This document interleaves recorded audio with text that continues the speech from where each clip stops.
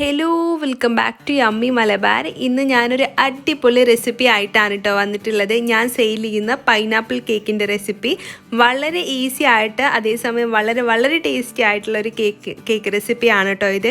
അപ്പോൾ ഇതുവരെയും pineapple cake try ചെയ്ത് നോക്കാത്തവരുണ്ടെങ്കിൽ ഉറപ്പായിട്ടും ഈ റെസിപ്പി ഒന്ന് ട്രൈ ചെയ്ത് നോക്കണേ. അപ്പോൾ നമുക്കൊട്ടും താമസിയാതെ വീഡിയോയിലേക്ക് പോയാലോ. അപ്പോൾ നമ്മുടെ കേക്കിനായിട്ട് ഞാനിവിടെ 1.5 കപ്പ് അളവിൽ മൈദ മാവ് ഒരു അരിപ്പയിലോട്ട് ചേർത്ത് കൊടുക്കുന്നുണ്ട് കേട്ടോ. അപ്പോൾ ഈ ഒരു കേക്ക് നമ്മൾ 1.5 kg വെയിറ്റ് വരുന്ന കേക്കാണ് ചെയ്യുന്നത്. ഇപ്പോൾ നിങ്ങൾക്ക് 1 kg ആണ് ചെയ്യേണ്ടത് എങ്കിൽ 1 കപ്പ് മൈദ എടുത്താൽ മതി കേട്ടോ.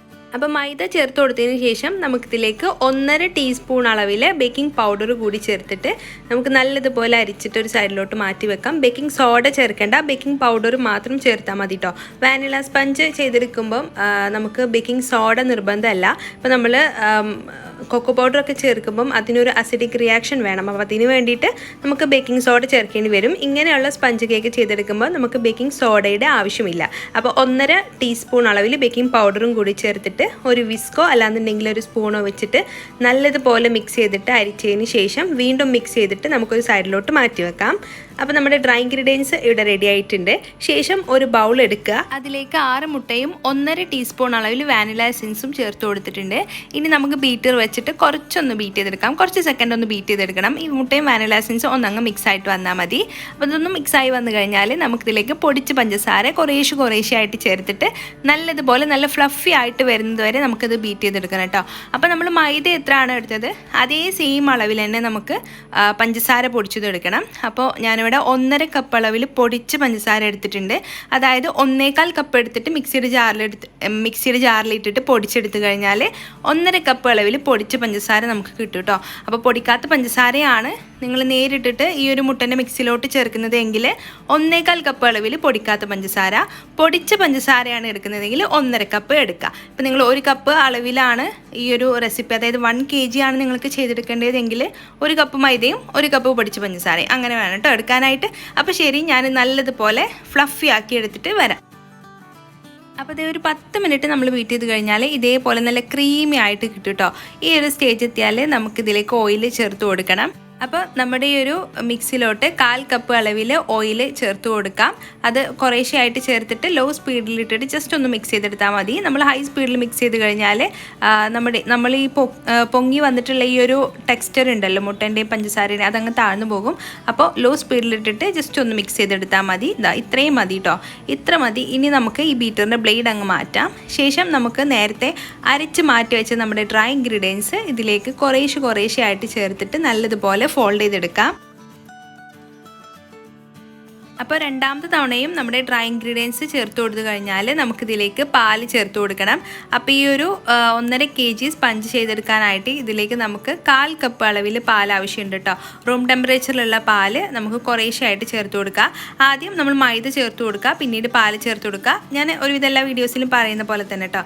അങ്ങനെ ഓൾട്ടർനേറ്റ് ആയിട്ട് വേണം നമ്മൾ ഇതിലേക്ക് ചേർത്ത് കൊടുക്കാനായിട്ട്. അപ്പോൾ ശരി, ഞാൻ നമ്മുടെ കേക്കിൻ്റെ ബാറ്റർ ഒന്ന് റെഡിയാക്കി എടുത്തിട്ട് വരാം.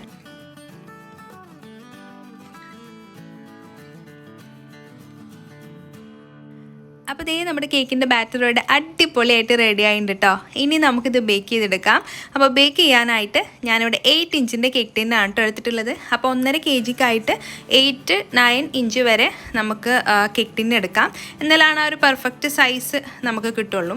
അപ്പോൾ ഈ ഒരു 8 ഇഞ്ചിൻ്റെ കേക്ക് ടിന്നിൻ്റെ ചുറ്റിലും ഓയിൽ ഞാൻ ഗ്രീസ് ചെയ്ത് കൊടുത്തിട്ടുണ്ട്. നിങ്ങളുടെ കയ്യിൽ ബട്ടർ പേപ്പർ ഉണ്ടെങ്കിൽ അത് വെച്ച് കൊടുക്കുക താഴെ. ഞാനിപ്പോൾ ഓയിൽ മാത്രമേ ഗ്രീസ് ചെയ്യുന്നുള്ളൂ. എന്നിട്ട് നമ്മുടെ ഈ ഒരു കേക്ക് ടിന്ന് നല്ലതുപോലെ ടാപ്പ് ചെയ്തതിന് ശേഷം നമുക്ക് ഇത് പ്രീഹീറ്റ് ചെയ്ത അവനിൽ വെച്ചിട്ട് ബേക്ക് ചെയ്തെടുക്കാം. അപ്പോൾ 10 മിനിറ്റ് മുമ്പ് 180 ഡിഗ്രി സെൽഷ്യസിൽ പ്രീഹീറ്റ് ചെയ്ത് വെച്ച ഓവനിലാണ് ഈ ഒരു കേക്ക് 35 മിനിറ്റ് ബേക്ക് ചെയ്യാനായിട്ട് വെക്കുന്നത്.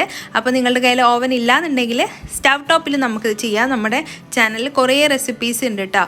സ്റ്റവ് ടോപ്പിൽ നമുക്ക് നോൺ സ്റ്റിക്ക് പാനിലോ അല്ലാന്നുണ്ടെങ്കിൽ അലുമിനിയത്തിൻ്റെ പാത്രത്തിലൊക്കെ വെക്കാം.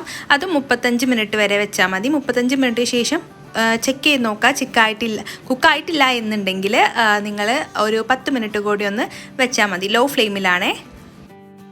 അപ്പോൾ നമ്മുടെ കേക്ക് അവിടെ ബേക്ക് ചെയ്യാനായിട്ട് വെച്ചിട്ടുണ്ട്. ആ സമയം കൊണ്ട് നമുക്ക് നമ്മുടെ കേക്കിലേക്ക് വേണ്ടിയിട്ടുള്ള ബാക്കിയുള്ള ഒരുക്കങ്ങളെല്ലാം അങ്ങ് ചെയ്തെടുക്കാം.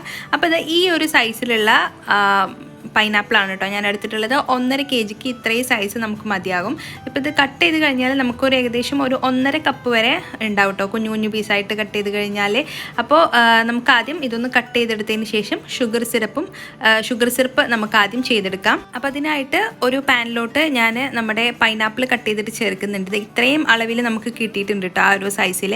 അതിലേക്ക് ഞാൻ 1/4 കപ്പ് അളവിൽ പഞ്ചസാര ചേർത്ത് കൊടുക്കുന്നുണ്ട്. ശേഷം ഇതിലേക്ക് 1/4 കപ്പ് അളവിൽ വെള്ളം കൂടിയിട്ട് ചേർത്ത് കൊടുത്തതിന് ശേഷം നമുക്ക് നല്ലതുപോലെ അങ്ങ് തിളപ്പിച്ചെടുക്കാം. അപ്പോൾ ദേ നമ്മുടെ പൈനാപ്പിൾ സിറപ്പ് ഇവിടെ റെഡി ആയിട്ടുണ്ട്. ഇനി നമുക്ക് നമ്മുടെ ഈ ഒരു പൈനാപ്പിൾ എല്ലാം ഇതിൽ നിന്ന് അരിച്ച് മാറ്റണം. അതായത് നമുക്ക് ഇതിൻ്റെ വെള്ളം മാത്രം ഒന്ന് സെപ്പറേറ്റ് ചെയ്തെടുക്കാം. അപ്പോൾ ഇതേ നമ്മുടെ ഷുഗർ സിറപ്പ് ഇവിടെ റെഡി ആയിട്ടുണ്ട്. ഇനി ഇതിൻ്റെ ചൂട് മാറാനായിട്ട് നമുക്കൊന്ന് വെയിറ്റ് ചെയ്യാം കേട്ടോ. പിന്നെ അതേപോലെ തന്നെ ഈ ഒരു പൈനാപ്പിൾ നമുക്ക് ആവശ്യമുണ്ട്, അതും നമുക്കൊരു സൈഡിലോട്ട് മാറ്റി വെക്കാം. ചൂട് മാറിയതിന് ശേഷം നമുക്കിത് ഗ്രൈൻഡ് ചെയ്തെടുക്കാനുണ്ട്. ദേ ആ സമയമാകുമ്പോഴേക്കും നമ്മുടെ കേക്ക് ഇവിടെ സൂപ്പറായിട്ട് ബേക്കായി വന്നിട്ടുണ്ട്. ഇനി നമുക്ക് ഇതൊന്ന് കട്ട് ചെയ്തെടുക്കണം. അപ്പോൾ നമ്മുടെ കേക്കിൻ്റെ ചൂട് മുഴുവനായിട്ട് മാറിയതിന് ശേഷം മാത്രമേ നമ്മളത് കട്ട് ചെയ്തെടുക്കാനായിട്ട് പാടുള്ളൂ. അപ്പോൾ ദേ നമ്മുടെ പൈനാപ്പിൾ ഇവിടെ ചൂടെല്ലാം മാറി വന്നിട്ടുണ്ട്. ഇനി ഞാനിത് മിക്സിയുടെ ജാറിലിട്ടിട്ട് നല്ലതുപോലെ ഒന്ന് പേസ്റ്റ് ആക്കി എടുക്കാൻ പോവുകയാണ്. അപ്പോൾ നമ്മൾ വെള്ളമൊന്നും ചേർത്തിട്ടില്ല, ആ ഒരു പൈനാപ്പിൾ മാത്രം ഇട്ടിട്ട് നല്ലതുപോലെ പേസ്റ്റാക്കി മാറ്റി വെച്ചിട്ടുണ്ട്. ശേഷം നമ്മൾ എന്താ ചെയ്യുന്നതെന്ന് വെച്ചാൽ ക്രീം എടുക്കുക. അത് ഫില്ലിങ്ങിനായിട്ടുള്ള ക്രീമാണ് കേട്ടോ. അതായത് നമ്മളിപ്പോൾ ഈ ഒരു 1.5 kg കേക്ക് ഐസിങ് ചെയ്യാനായിട്ട് 1.25 കപ്പ് അളവിൽ ക്രീം എടുത്തിട്ടുണ്ട്. അതിൽ നിന്ന് കുറച്ച് ഭാഗം നമ്മൾ ഫില്ലിങ്ങിനായിട്ട് ഉള്ളിൽ കൊടുക്കുന്ന ക്രീമിൽ മാത്രം നമ്മൾ ഈ ഒരു പൈനാപ്പിളിൻ്റെ പേസ്റ്റ് ചേർത്ത് കൊടുക്കുന്നുണ്ട് കേട്ടോ. അപ്പോൾ പൈനാപ്പിൾ കേക്ക് പലരും പല രീതിയിൽ ചെയ്തെടുക്കാറുണ്ട്. ഇത് നമ്മൾ ഫ്രഷ് പൈനാപ്പിൾ വെച്ച് ചെയ്യുന്നത് കൊണ്ട് ആ ഒരു കേക്കിൻ്റെ ടേസ്റ്റ് ഒരു വേറെ ലെവലിൽ ടേസ്റ്റ് തന്നെയാണ് കേട്ടോ. അപ്പോൾ നമ്മൾ എസെൻസ് ഒക്കെ വെച്ച് ചെയ്യുകയാണെങ്കിൽ അത് നമുക്ക് മനസ്സിലാകും എസെൻസ് വെച്ചിട്ടാണ് ചെയ്യുന്നത് എന്ന്. ഇത് കഴിക്കുമ്പോൾ തന്നെ ഒരു ഫ്രഷ് ഫീലാണ് കേട്ടോ. അപ്പോൾ നിങ്ങൾ പൈനാപ്പിൾ കേക്ക് സെയിൽ ചെയ്യുന്നവരാണെങ്കിൽ അല്ലാന്നുണ്ടെങ്കിൽ വീട്ടിൽ ചെയ്തെടുക്കാൻ ഇഷ്ടപ്പെടുന്നവരാണെങ്കിൽ ഇതേപോലെ ഫ്രഷ് പൈനാപ്പിൾ വെച്ചിട്ടേ ചെയ്തെടുക്കാനായിട്ട് പാടുള്ളൂ കേട്ടോ. അപ്പോഴാണ് ഒരു അടിപൊളി ടേസ്റ്റ് നിങ്ങൾക്ക് കിട്ടുകയുള്ളൂ. അപ്പോൾ ഇതേ നമ്മുടെ കേക്ക് ചെയ്തെടുക്കാനുള്ള എല്ലാം ഇവിടെ റെഡി ആയിട്ടുണ്ട് കേട്ടോ. കേക്ക് ഇവിടെ ലെയർ ചെയ്ത് മാറ്റി വെച്ചിട്ടുണ്ട്. ഷുഗർ സിറപ്പ് റെഡി ആയിട്ടുണ്ട്. കേക്കിലേക്ക് വേണ്ടിയുള്ള ഫില്ലിങ് റെഡി ആയിട്ടുണ്ട്. ഇനി നമുക്കിതെല്ലാം കൂടി ഒന്നങ്ങ് അസംബിൾ ചെയ്തെടുക്കാം. അപ്പോൾ അതിനായിട്ട് കേക്കിൻ്റെ ഫസ്റ്റ് ലെയർ വെച്ച് കൊടുക്കാം കേട്ടോ. അപ്പോൾ അവിടെ ഇരിക്കുന്ന ചെറിയ ടിന്നിലുള്ള കേക്ക് നമ്മൾ ഒരു മിനി കേക്ക് ചെയ്തെടുക്കാൻ വേണ്ടിയിട്ട് വെച്ചതായിരുന്നു കേട്ടോ. ആ ഒരു കേക്ക് പൈനാപ്പിൾ ഫ്ലേവറിൽ തന്നെയാണ് നമ്മൾ ചെയ്തിരിക്കുന്നത്. ആ ടിന്നിൻ്റെ സൈസ് 3.5 ഇഞ്ചാണ്. കഴിഞ്ഞ വ്ളോഗിൽ ആരോ കമൻറ്റ് ചെയ്ത് ചോദിച്ചിട്ടുണ്ടായിരുന്നു ആ ടിന്നിൻ്റെ സൈസ് 3.5 ഇഞ്ചാണ് കേട്ടോ. ആ ഒരു മിനി കേക്കിൻ്റെ ടിന്നിൻ്റെ സൈസ് വന്നിട്ട്. അപ്പോൾ നമ്മുടെ ഫസ്റ്റ് ലെയർ വെച്ച് കൊടുത്തതിന് ശേഷം ഷുഗർ സിറപ്പ് കൊണ്ട് നല്ലതുപോലെ വെറ്റ് ചെയ്ത് കൊടുത്തു കഴിഞ്ഞാൽ ക്രീം വെച്ചിട്ട് നമ്മൾ ആ ഒരു പൈനാപ്പിളിൻ്റെ മിക്സ് ചേർത്തില്ലേ, പ്യൂരി ചേർത്തില്ലേ, ആ ഒരു ഫില്ലിങ് ക്രീം വെച്ചിട്ട് നമുക്ക് നല്ലതുപോലെ ഒന്ന് ലെവൽ ചെയ്തെടുക്കാം. ശേഷം നമ്മുടെ പൈനാപ്പിൾ മിക്സിയിലിട്ട് പ്യൂരി ആക്കിയെടുത്തത് ഒന്നും കൂടെ ആ ലെയറിൽ അങ്ങ് കൊടുക്കാം. ഇതേപോലെ നമുക്ക് ബാക്കിയുള്ള ലെയറും അന്നങ്ങ് ചെയ്തെടുത്തിട്ട് വരാം.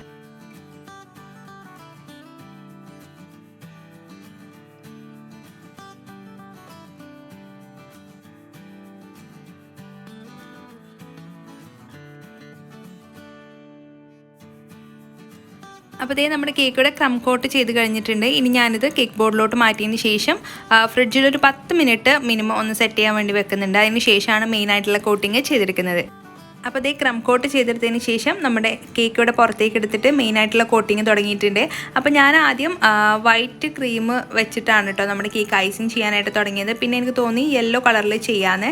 അപ്പോൾ സൈഡിൽ ഇത് എന്തായാലും ആ മുകൾ ഭാഗം ചെയ്തതിന് ശേഷമാണ് പിന്നീട് ഞാൻ ക്രീമിൽ യെല്ലോ കളർ മിക്സ് ചെയ്തത് കേട്ടോ.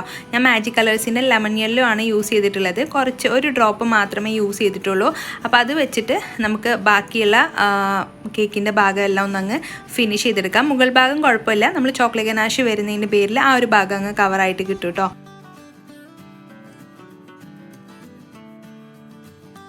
അപ്പോൾ ഇതേ നമ്മുടെ കേക്ക് ഇവിടെ ഫിനിഷ് ആക്കി എടുത്തിട്ട് നല്ലതുപോലെ ഫ്രിഡ്ജിൽ വെച്ച് തണുപ്പിച്ചെടുത്തതിന് ശേഷം ഇതിൻ്റെ മുകളിലേക്ക് ചോക്ലേറ്റ് ഗനാഷ് സ്പ്രെഡ് ചെയ്യുന്നുണ്ട് കേട്ടോ. വൈറ്റ് ചോക്ലേറ്റ് ഗനാഷിലേക്ക് ഞാനൊരല്പം യെല്ലോ കളർ കൂടി മിക്സ് ചെയ്താണ്. പൈനാപ്പിൾ കേക്ക് അല്ലേ, അപ്പോൾ ആ ഒരു യെല്ലോ കളർ കിട്ടാൻ വേണ്ടിയിട്ട് അങ്ങനെയാണ് കേട്ടോ ചെയ്തെടുത്തിട്ടുണ്ടായിരുന്നത്.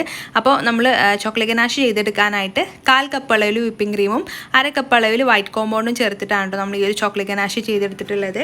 അപ്പോൾ അത് നമുക്ക് സ്പ്രെഡ് ചെയ്ത് കൊടുക്കാം. അപ്പോൾ എങ്ങനെ ചോക്ലേറ്റ് ഗനാഷ് പെർഫെക്റ്റ് ആയിട്ട് നമ്മുടെ കേക്കിൻ്റെ മുകളിൽ സ്പ്രെഡ് ചെയ്യാനുള്ള ഡീറ്റെയിൽഡ് വീഡിയോ നമ്മുടെ ചാനലിൽ അപ്ലോഡ് ചെയ്തിട്ടുണ്ട്. കാണാത്തവരുണ്ടെങ്കിൽ ഒന്ന് കണ്ടു നോക്കുക, നിങ്ങൾക്കത് യൂസ്ഫുൾ ആകും. കുറേ പേർക്ക് ചോക്ലേറ്റ് ഗനാഷ് യൂസ് ചെയ്തിട്ട് കേക്ക് ചെയ്യുമ്പം കുറേ പ്രശ്നങ്ങൾ വരാറുണ്ട്. അപ്പോൾ നിങ്ങൾ ആ വീഡിയോ കണ്ടു കഴിഞ്ഞാൽ പിന്നീട് നിങ്ങൾക്ക് ഒരിക്കലും ചോക്ലേറ്റ് ഗനാഷ് സ്പ്രെഡ് ചെയ്യുമ്പോൾ ഒരിക്കലും ഫെയിൽ ആകില്ല കേട്ടോ.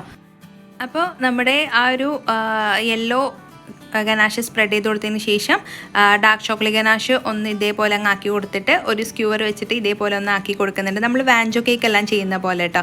സൈഡിലേക്ക് ആ ഒരു ബ്ലാക്ക് കളർ കൊടുക്കുന്നില്ല, ഈ ഒരു മുകൾ ഭാഗം മാത്രം.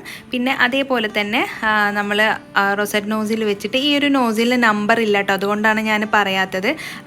റോസറ്റ് നോസിൽ എന്ന് പറഞ്ഞിട്ട് വലിയ നോസിലാണ്, അത് വെച്ചിട്ട് ഇതേപോലെ പൈപ്പ് ചെയ്തും കൊടുക്കുന്നുണ്ട്. പിന്നെ ഒരു ഭംഗിക്കായിട്ട് ചോക്കോ ചിപ്സും കൂടി വെച്ച് കൊടുത്തു കഴിഞ്ഞാൽ നമ്മുടെ കേക്കിൻ്റെ ലുക്ക് ഇവിടെ കംപ്ലീറ്റ് ആയിട്ടുണ്ട്. അപ്പോൾ ഇത്രയേ ഉള്ളൂ കേട്ടോ നമ്മുടെ പൈനാപ്പിൾ കേക്ക് ചെയ്തെടുക്കാനായിട്ട്. കാണാനുള്ള ലുക്ക് പോലെ തന്നെ കഴിക്കാനും വളരെ വളരെ ടേസ്റ്റിയാണ് കേട്ടോ. വായിലിട്ടാൽ ഇങ്ങനെ അലിഞ്ഞിറങ്ങും. നമ്മൾ ഫ്രഷ് പൈനാപ്പിൾ യൂസ് ചെയ്തതിൻ്റെ പേരിൽ നല്ല ഫ്രഷ് ടേസ്റ്റ് തന്നെ ആയിരിക്കും കേട്ടോ നമ്മുടെ ഈ ഒരു കേക്കിന്. അപ്പോൾ എല്ലാവരും നമ്മുടെ ഇന്നത്തെ ഈ റെസിപ്പി ട്രൈ ചെയ്ത് നോക്കുക. ട്രൈ ചെയ്തിട്ട് ഫീഡ്ബാക്ക് അറിയിക്കാൻ മറക്കരുത്. വീഡിയോ ഇഷ്ടമായി കഴിഞ്ഞാൽ എല്ലാവരും ഒന്ന് ലൈക്ക് ചെയ്യുക, ഷെയർ ചെയ്യുക. പിന്നെ നമ്മുടെ ചാനൽ ഇതുവരെയും സബ്സ്ക്രൈബ് ചെയ്യാതെ കാണുന്നവരുണ്ടെങ്കിൽ ഒന്ന് സബ്സ്ക്രൈബും ചെയ്ത് സപ്പോർട്ടും ചെയ്തേക്കണേ. താങ്ക്